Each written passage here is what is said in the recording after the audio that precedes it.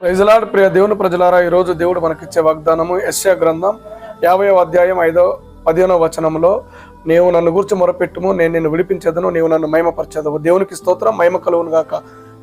దేవుని ప్రజలారా, మనం ఆరాధించే దేవుడు సర్వశక్తి కలిగిన దేవుడు, అసాధ్యాలను సాధ్యాలుగా మార్చువాడు. ఒక్క మాటలో చెప్పాలంటే ఆయన జగన్నటక సూత్రధారి అన్న విషయాన్ని మీరు మర్చిపోకూడదు. నీ సమస్యలు, నీ బాధలు, నీ బలహీనతలు, నీ ఇబ్బందులు, నీ కష్టాలు, కన్నీళ్ళు అవి ఎంత పెద్దవైనా సరే దేవుడు తలుచుకుంటే క్షణంలో నేను విడిపిస్తాడు, నేను దీవిస్తాడు, నేను ఆశీర్వదిస్తాడు, నీ నోటి నిండా నవ్వును కలగజేస్తాడు.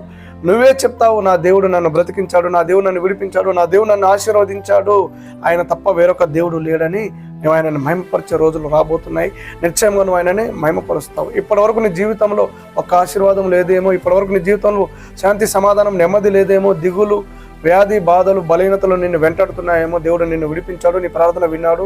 విశ్వసించు, ధైర్యంతో